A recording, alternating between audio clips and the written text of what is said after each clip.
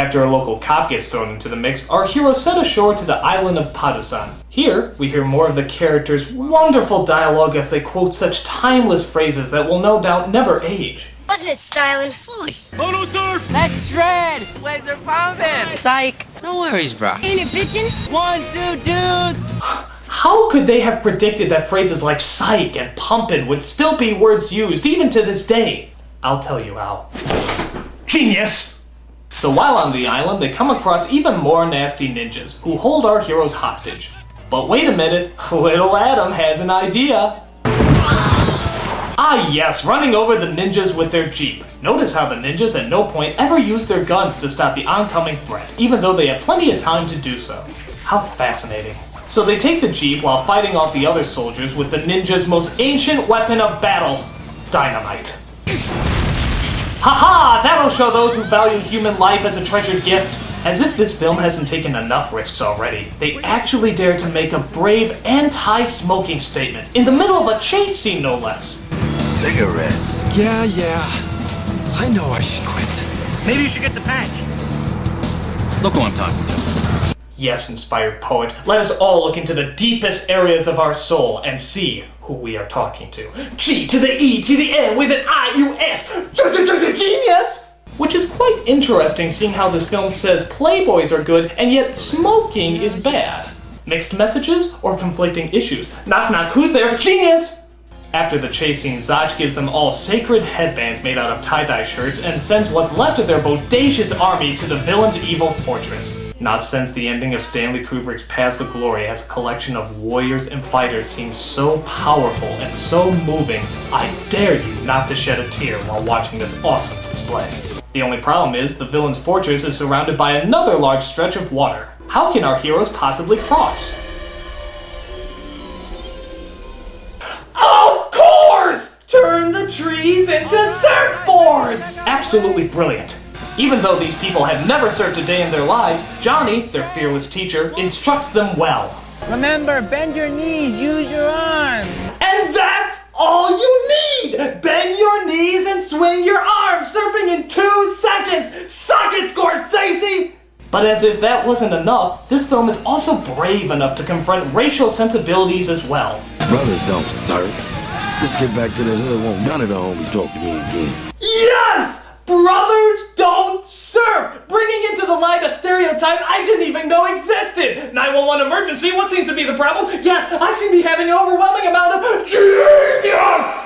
So our heroes infiltrate the heavily guarded fortress, armed not with swords, not with guns, but with giant yellow flags. That should throw off the militarily armed goons. They are so terrified at the poetry of the moment that they don't even have time to use their guns and instead just fling themselves at the invading troops.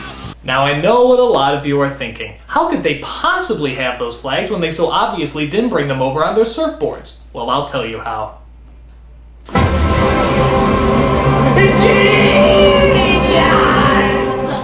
So finally we get to the big showdown with Leslie Nielsen and Warrior Johnny. Nielsen and Johnny start to fight, but Nielsen's mechanical hand starts to malfunction and forces him to start, jerking off. Now, I know a lot of you are wondering why on earth did they put that scene there? Well, I'll tell you why.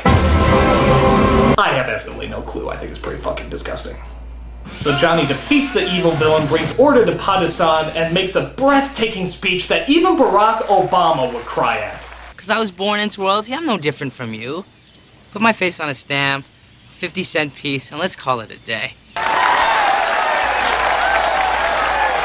And what epic masterpiece wouldn't be complete without another rendition of Ba Ba Baran, as Ba Baran himself sings the song while wearing a beautiful necklace of yak testicles. So that's Surf Ninjas, one of the greatest movies, greatest things of all time. How can a movie be so great, so wonderful, and so unbelievably groundbreaking? Because there's no movie like Surf Ninjas. There's no movie like Surf Ninjas. There's no movie like Surf Ninjas. There's no movie like Surf Ninjas. There's no movie like Surf Ninjas. Nostalgia Critic. There's no film like Surf Ninjas. Nostalgia Critic. There's no film like Surf. Wake up! Oh! Margo! Rob! Mike! What happened to me? You got shot in the head pretty good there, Nostalgia Critic. But how? How did it happen? Well, that was me. I shot you in the head. Sorry. I'm the Nostalgia Critic. I remember it, so you don't.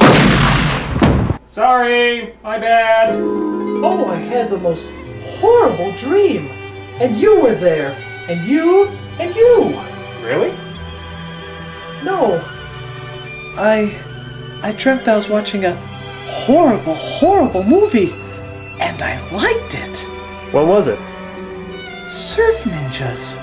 And how was it? It was the most god-awful piece of retro shit that I ever had to sit through in my entire life! Okay, calm down, calm down. Oh, but I'm me again. This is my room, and you're all here in glorious brown and white. And I'm never, ever gonna like anything, ever, ever again. Somewhere over the rainbow, way up high, there's a land that I heard of once in a lullaby. But wait a minute. If I got shot in the head, then how did I survive? Optimus Prime? Remember, I died for your sins. You know, I really should have put him in the top 11 sass nostalgic moments. Yeah. Yeah. That was stupid.